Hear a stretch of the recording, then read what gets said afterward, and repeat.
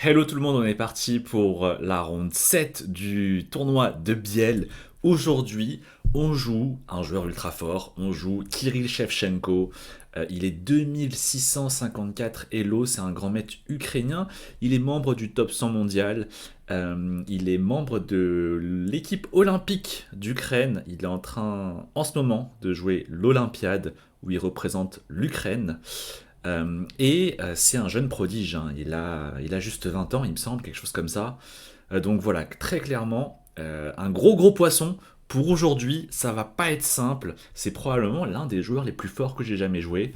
2654, c'est pas tous les jours. Et on commence tout de suite. Shevchenko qui a joué ici C4. Et ce sur quoi j'ai joué E6.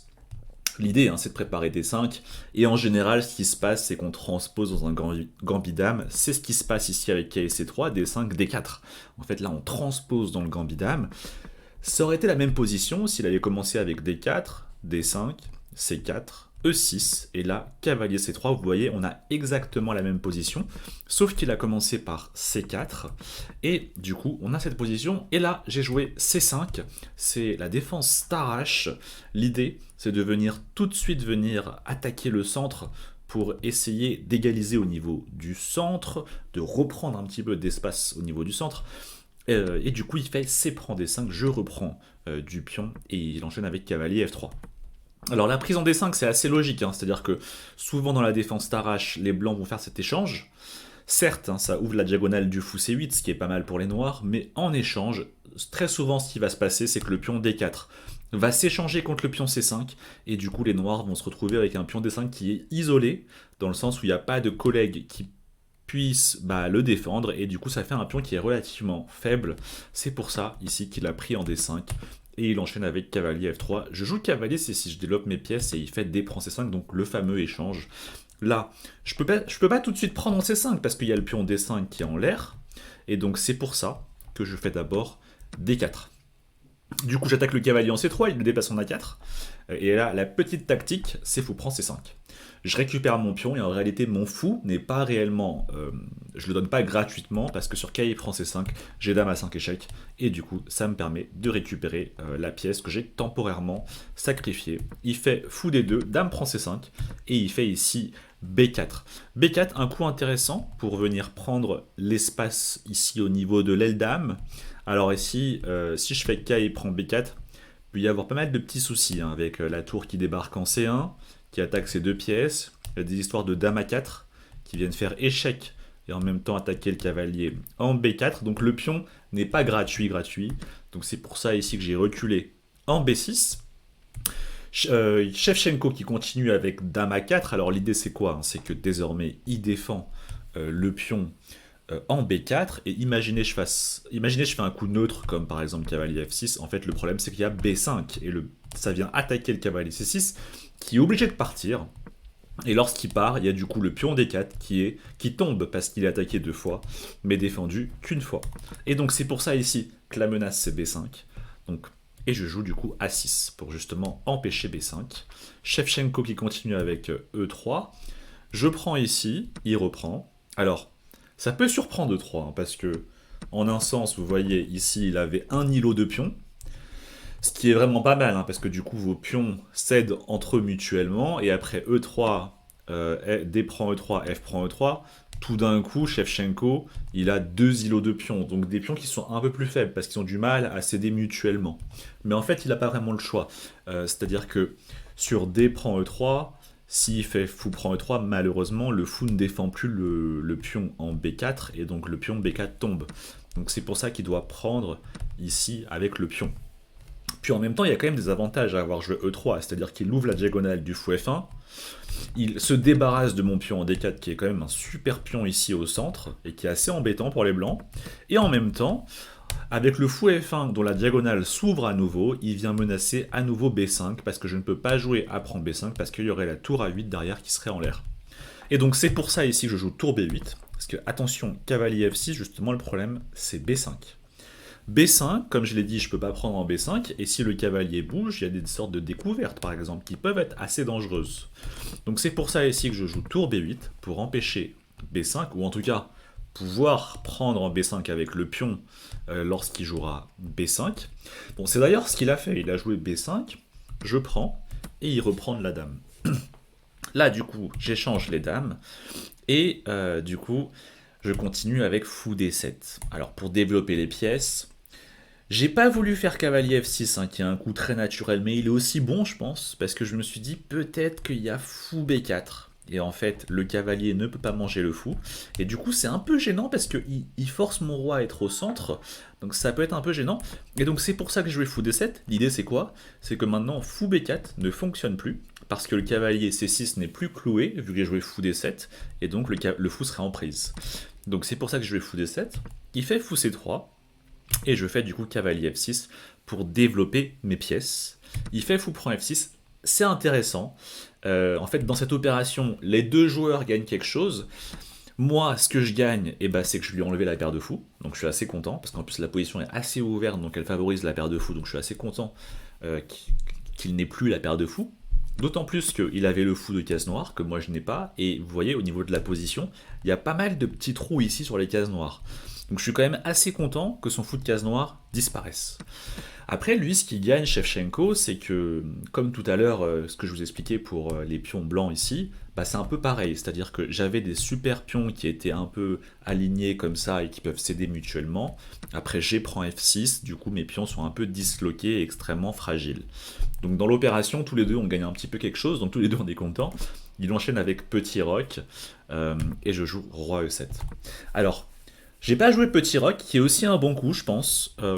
L'idée, tout simplement, c'est que, vous savez, en finale, le risque de se faire mater est assez faible, et le bénéfice du roi. Enfin, disons que le risque de se faire mater devient plus faible comparé au bénéfice d'activer le roi, et donc c'est pour ça que je prends le risque d'avoir le roi un peu au centre, mais comme il n'y a plus les dames, comme il n'y a plus les fous de case noire, il y a assez peu de chances que je me fasse mater. Et donc l'intérêt d'un roi au centre est assez intéressant parce que c'est quand même une pièce qui est active. Donc c'est pour ça que j'ai pas fait petit roc. Parce que le roi du coup est assez excentré et j'aurais après dû dépenser du temps pour centraliser mon roi.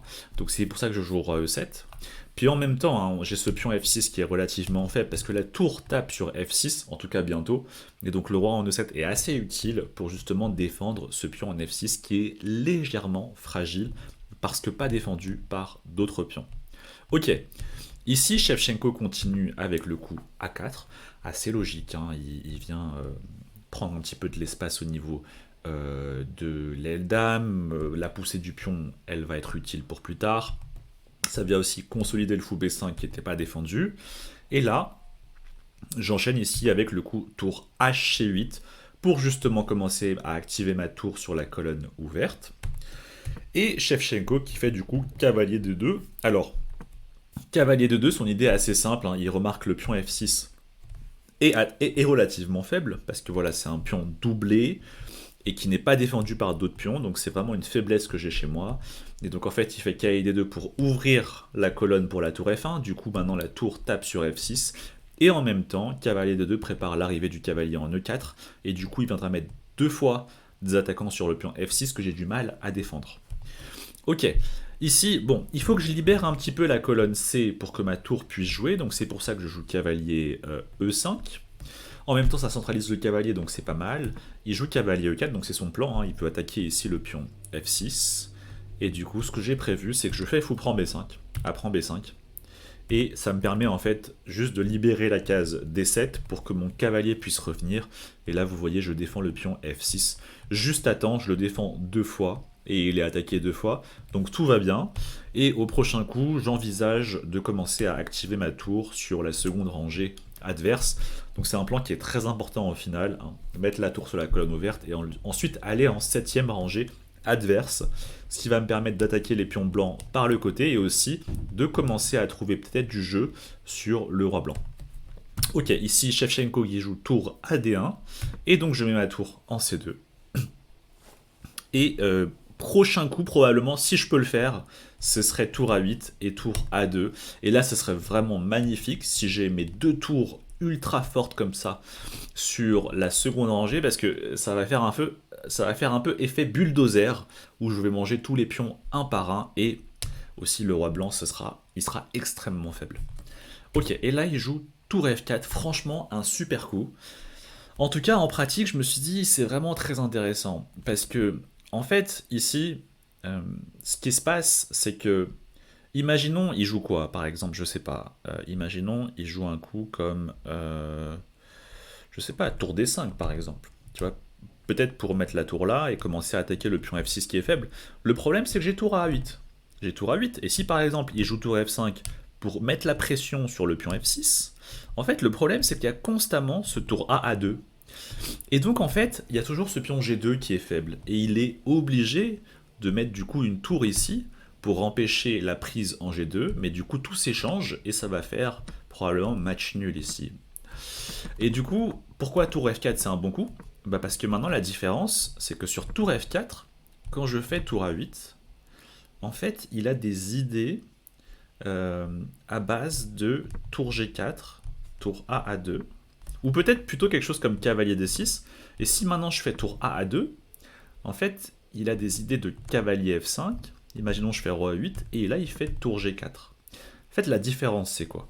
C'est que en ayant mis sa tour sur la quatrième rangée, désormais Shevchenko peut défendre le pion G2 qui se fait attaquer par la batterie par devant. Donc la tour, vous voyez, elle est en G4, elle défend par devant le pion G2, au lieu de devoir défendre comme ça le pion G2. Et donc ça, c'est beaucoup plus intéressant, parce que pourquoi? Bah pour plusieurs raisons. Psychologique, la première, c'est que Shevchenko, il est quand même membre du top 100 mondial, donc il veut gagner cette partie, et donc il veut pas devoir jouer un coup comme tour F2 qui va échanger des tours, et donc se rapprocher d'un match nul. Donc en fait, déjà, ça lui permet de garder davantage de pièces sur l'échiquier, et donc augmenter ses chances de gagner parce qu'il ne veut pas faire match nul. Ça, c'est la première raison psychologique. Et puis la deuxième raison, c'est qu'en fait la tour en G4, elle a un rôle à la fois actif, enfin, et défensif. Quand elle est en F2, le problème, hein, dans la ligne que j'avais montré tout à l'heure, c'est qu'en F2, elle a un rôle qui est purement défensif. Maintenant, quand la tour est en G4, en fait, elle défend G2, donc ça permet d'annihiler totalement l'action de mes deux tours, et en même temps, en plus d'avoir ce rôle défensif, elle a un rôle offensif, et qui lui permet de créer des réseaux de maths sur mon roi en E8. Donc c'est pour cela que, en tout cas en pratique, je me suis dit, ah, tour F4, c'est vraiment un joli coup, il a mis du temps pour le jouer, et je me suis dit, ok, il montre clairement son ambition d'aller chercher la victoire, quitte à prendre peut-être un peu de risque. Du coup, moi je fais la fameuse opération, comme je vous l'ai dit, hein, de mettre ma tour sur la seconde rangée, d'autant plus qu'en B8 elle était extrêmement passive sur une colonne fermée, donc je joue tour A8, et ici, il joue ici cavalier D6. Donc cavalier D6 très intéressant, en fait, il va ramener le cavalier en F5, qui va faire échec au roi noir, en combinaison avec la tour en D1, qui contrôle toute la colonne D, et la tour qui va arriver en G4, il y a très clairement ici, vous voyez, une sorte de boîte qui se crée, et qui va venir créer des réseaux de maths autour du roi noir. Mais bon, je joue tour A à 2 et il joue cavalier F5. Et en fait, là, c'est une position que je pense qui est très très critique. Et c'est peut-être ici que Shevchenko a raté un petit peu mon idée, que j'ai pas vu tout de suite d'ailleurs. C'est qu'en fait, effectivement, si je joue roi E8 par exemple, déjà, je peux pas jouer roi F8 parce que le cavalier en D7 est en l'air. Vous voyez. Donc je serais obligé d'aller en E8. Le problème de roi E8, c'est qu'il y a vraiment ce tour G4. Et là, c'est super pour Shevchenko parce qu'il y a cette tour, comme je vous l'ai dit, qui défend G2, donc ces deux tours servent à rien, et en même temps, il menace tour G8. Et en fait, là, c'est pas du tout évident parce que le cavalier en F5 contrôle E7, et il y a tour G8 qui arrive. C'est une menace quasiment d'échec et mat. Et en fait, on sait pas trop ce que je fais. Si je fais roi F8 pour empêcher tour G8, le problème, c'est... Alors peut-être pas tout de suite, hein, parce que si je fais tour prend D7, il y a juste tour A1, échec et mat du couloir. Donc peut-être un coup comme H3 d'abord, et il y a quand même ce cavalier qui reste en prise. Et on peut pas revenir à nouveau en E8 parce qu'il y a tour G8. Et du coup, si je joue pas roi F8, qu'est-ce que je fais? Si je vais en D8, le problème c'est peut-être juste B6. B6, le cavalier peut pas prendre le pion parce qu'il est cloué. Et en fait, B6 empêche le roi noir de s'échapper sur la 7ème rangée, le roi ne pouvant pas non plus venir en E7, finalement, prochain coup, il y a encore une fois tour G8 qui arrive et c'est échec et mat. Donc au final, je suis extrêmement embarrassé. Il y a tour G8 qui arrive. Bien sûr, sur tour G8, j'ai pas envie de jouer cavalier F8 qui est extrêmement passif. Et donc, c'est ce qu'a vu probablement Shevchenko avant de jouer tour F4. Sauf qu'il y a une petite pointe, c'est roi D8. Roi D8, ça sauve la partie, dans le sens où maintenant, après le coup de tour G4 joué par Shevchenko, je suis juste à temps pour aller en C7. Et tout va bien. Tout va bien. En fait, je m'échappe de tout ce réseau qui est en train de créer Shevchenko pour me mater ici au centre. Je m'échappe à l'aile dame où les pièces blanches sont relativement éloignées. Et donc ça, c'est mon salut. Et du coup, il n'y a pas du tout de réseau de maths. Limite, peut-être que je commence à jouer pour la victoire. Parce que quand on y pense, j'ai quand même mes deux tours en 6ème rangée qui sont extrêmement actives. J'ai le roi noir qui est très actif et en finale c'est intéressant. Le pion B5 ici est extrêmement faible. Et donc peut-être que finalement il va falloir jouer pour le gain contre ce joueur du top 100 mondial. Ok, Shevchenko. Bon d'ailleurs je sentais, il était pas serein, il commençait un petit peu à bouger de partout, à se toucher les vêtements, se toucher la tête, se toucher la nuque. Je sentais qu'il était pas serein. Après ce coup roi C7. Là il joue cavalier E7 qui est un joli coup en fait. Son idée c'est de jouer cavalier D5 et en fait ça va empêcher mon roi. Enfin, mon roi sera en échec et il ne pourra pas aller en B6 parce qu'il y a le cavalier D5 qui contrôlerait ici la case B6. Imaginez je joue un coup neutre comme H6, hein, donc par cavalier D5, je suis en échec. J'ai pas trop envie d'aller en D6 parce qu'il y a potentiellement des découvertes, vous voyez, sur mon roi. Et du coup, je serais obligé à nouveau d'aller en 8ème rangée, mais si je vais en 8ème rangée, il y a encore ces histoires de maths en 8ème rangée avec tour G8. Donc cavalier E7, joli coup. Mais là, j'ai joué un coup qui a totalement manqué Shevchenko, et après lequel il commençait vraiment un petit peu à être pas serein, c'est roi B6. En fait, roi B6, c'est un coup très important parce que, encore une fois, je m'échappe avant que le cavalier vienne en D5 et me force à devoir reculer en 8ème rangée. Et donc ça me permet, hop, de m'échapper. Et le truc, c'est qu'en fait, ce coup est dur à voir parce que le cavalier D7, on a l'impression qu'il est en prise, mais en réalité, il n'est pas en prise, parce que comme tout à l'heure, il y a tour A1 et mat de l'escalier. Après, tour D1. Après, ici, ouais, tour D1 et tour D1 et tour prend D1. Mat de l'escalier. Et du coup, non seulement je m'échappe, mais en plus, je vais venir manger le pion en B5, et probablement, j'aurai juste un pion de plus. Il enchaîne ici avec tour G7 pour attaquer mes pions. Du coup, je fais cavalier E5 pour défendre ici le pion F7 et en même temps, là, j'ai quand même ce cavalier qui est un petit peu dans les courants d'air. Et il joue cavalier D5. Je mange ici en B5. En échange, lui, il fait un petit échec et puis il vient manger en F6. Position qui est très très tranchante. Hein. J'ai voilà, ces deux tours qui sont très actives et qui menacent de rentrer à tout moment en G2. J'enchaîne ici avec K et G6, donc ça c'était mon idée en fait. Vous voyez comme la tour, c'est le dernier rempart qui m'empêche de prendre en G2 puis en H2 comme un bulldozer et de mater le roi blanc. Bah en fait avec cavalier G6, je viens couper la défense de la tour G7 sur le pion G2 et au prochain coup il y a le bulldozer qui arrive. Il fait du coup tour prend H7 et je fais tour prend G2, roi H1. Donc heureusement pour lui il y a la tour qui en achète, ce qui fait que ça empêche pour moi de pouvoir jouer tour prend H2, mais mes tours sont encore un peu plus fortes qu'auparavant. Ok, là j'ai joué tour GC2.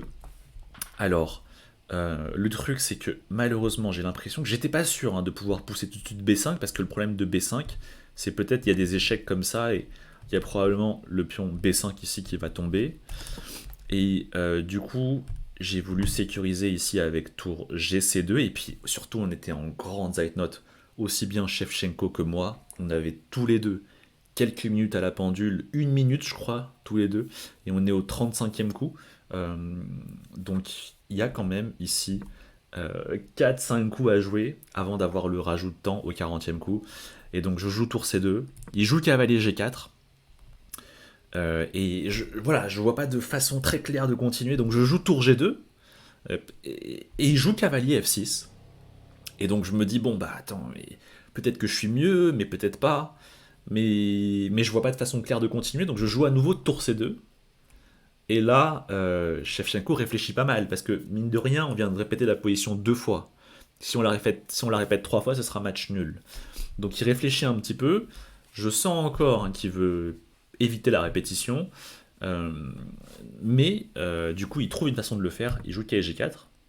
Je joue tour G2 et là, il joue H3.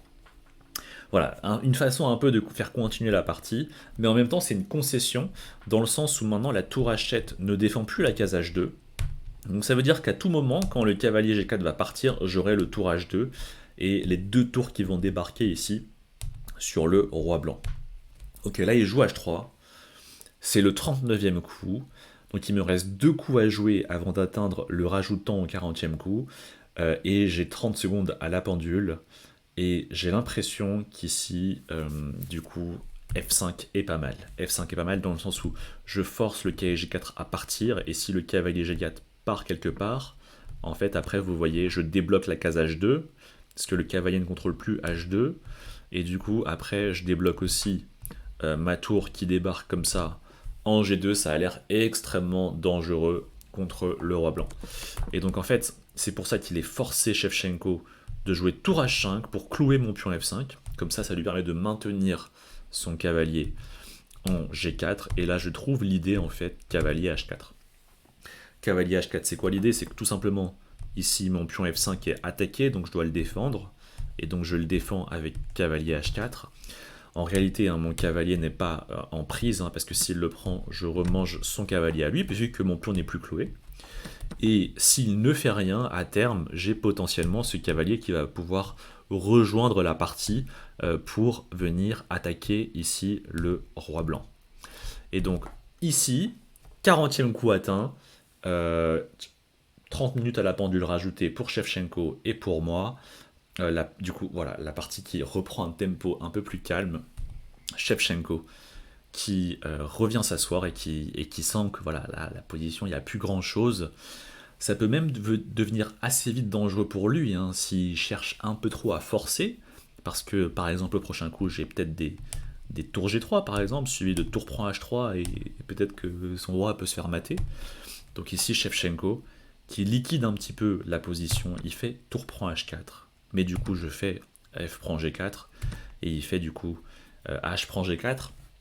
Position qui est totalement égale dans le sens où certes les blancs ont un pion de plus, mais mes pièces sont extrêmement actives. Mes 2 tours comme ça sur la seconde rangée, c'est extrêmement fort. Son roi est quand même assez fragile. À tout moment, ça peut mal se passer pour lui. Donc j'ai largement les compensations pour le pion en moins que j'ai. Et je joue B5, hein, tout simplement pour menacer d'amener mon pion jusqu'à dame. Il joue tour H5, roi C4, il mange B5, mais du coup je mange G4. Et ici, après tour B1, je viens tout simplement venir récupérer le pion ici en E3. Et là, voilà, on se serre la main parce qu'au prochain coup, je vais récupérer le pion en E3 et la position totalement morte. Parce que chacun on a 2 tours, il n'y a plus de pions. Et donc voilà, petit match nul contre Shevchenko, ça fait plaisir, membre du top 100 mondial, l'un des jeunes prodiges les meilleurs au monde en ce moment, 2654 Elo, c'est probablement le joueur le mieux classé avec lequel j'ai fait match nul en partie de compétition officielle. Et je suis très curieux du coup de voir le rapport de partie. Alors, on va se lancer le petit bilan, suspense. Alors, je pense que la partie est bien jouée des 2 côtés. Peut-être qu'il y a un score de précision de 90 pour... Waouh. Waouh, elle est... Ouais. Ouais, c'est pas mal, hein. Il a joué à 95 et j'ai joué à 95. Donc, waouh, franchement, je m'attendais pas à un score aussi élevé. Ça fait plaisir. La partie est vraiment super bien jouée des 2 côtés. Et je suis assez curieux de voir là, il y a un coup brillant, vous voyez, donc je suis assez étonné. Ah bah roi B6, ouais, c'est justement le coup dont je vous parlais. effectivement, coup brillant, hein, parce qu'il implique le sacrifice de ce cavalier. Et en fait, comme je vous l'ai dit, c'est un coup qui est très très important, parce que si je ne fais rien, si je fais H6 par exemple, c'est le drame, parce que le cavalier, ici voilà, débarque en D5, et du coup, ça force mon roi à devoir reculer en huitième rangée, et du coup, les réseaux de maths autour de mon roi sont à nouveau présents. Euh, et donc, roi B6, justement, voilà, ça me permet de m'échapper avant que le cavalier m'enferme sur la huitième rangée. Et non seulement je m'échappe, mais en plus je vais aller manger le pion B5 qui est faible. Et en plus, il fallait voir que le cahier des 7 n'était pas en prise parce qu'il y avait le mat de l'escalier. Donc effectivement, ce petit coup brillant fait très plaisir. Sinon, après, il n'y a pas beaucoup d'erreurs. Alors là, je vois une sorte de petite imprécision. Ah, KG6, apparemment, c'est pas bon. Alors regardons pourquoi. Qu'est-ce que j'aurais dû jouer? Ah non, petit bug là quand même, petit bug de la part de l'ordinateur, parce que vous voyez, l'évaluation, elle n'est pas très très élevée. Et KG6 c'est quand même l'un des meilleurs coups. Alors effectivement, H6 c'est un coup qui est très intéressant, parce qu'en fait il empêche tout simplement les blancs de prendre en H7. Et ce que nous dit ici l'ordinateur, c'est qu'en fait la position des noirs est consolidée. Et c'est vrai qu'on a du mal à voir comment les blancs peuvent continuer. Et c'est vrai que mon pion va commencer à filer à dame avec B5, B4, B3. Effectivement, ça aurait été probablement une séquence intéressante pour peut-être jouer la victoire. Mais bon, j'ai raté cette séquence et ça a l'air quand même dangereux humainement, hein, KG6, parce que j'ai quand même ces tours qui débarquent sur la seconde rangée, ça a l'air très très fort. Mais autrement, ça fait assez plaisir, hein, la partie qui est bien jouée, 95 de précision des deux côtés. Et c'est probablement du coup voilà, le joueur le mieux classé avec lequel j'ai jamais fait match nul, un membre du top 100 mondial, donc ça fait très très plaisir. Du coup, à la ronde suivante, on joue à nouveau un grand maître indien qui s'appelle Gagar, je crois, et qui est plus de 2500 Elo. Et juste pour vous dire, avant qu'on se quitte, j'organise un stage de formation bootcamp stratégie les 13 et 14 août. Je vous mets les infos en dessous si ça vous intéresse. Et puis sinon, du coup, on se retrouve demain pour une partie contre un autre grand maître international. Allez, ciao ciao.